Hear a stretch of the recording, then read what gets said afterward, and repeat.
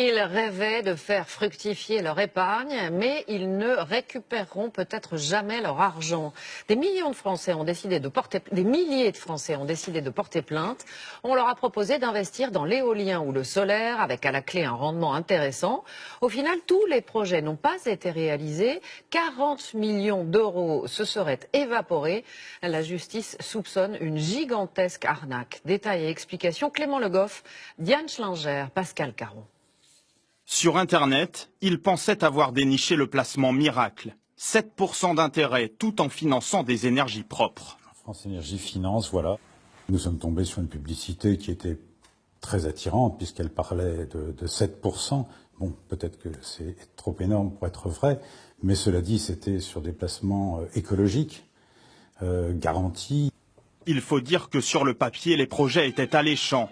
Financement de panneaux photovoltaïques dans le Doubs. Construction d'éoliennes en Guyane. Philippe Barbet y a investi plus de 100 000 euros. Et comme lui, des centaines de personnes ont placé toutes leurs économies. Ils pensaient préparer l'avenir. Aujourd'hui, ils craignent ne plus jamais revoir leur argent.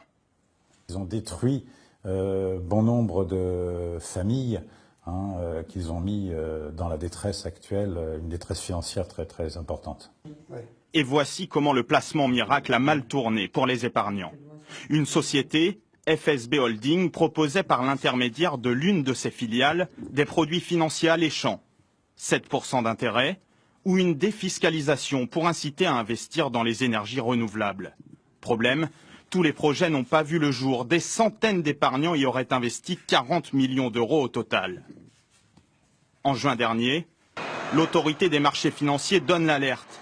Et un administrateur judiciaire note que des écarts très significatifs ont été constatés entre les montants souscrits par les investisseurs et les investissements réalisés. En clair, certains projets n'auraient pas vu le jour. Il a été révélé que très certainement, les rendements qui avaient été promis à ces particuliers avaient été versés grâce à l'argent de nouveaux investisseurs. Et c'est ça qui pose un problème majeur dans cette affaire. L'argent de nouveaux investisseurs a-t-il servi à financer les intérêts versés aux épargnants?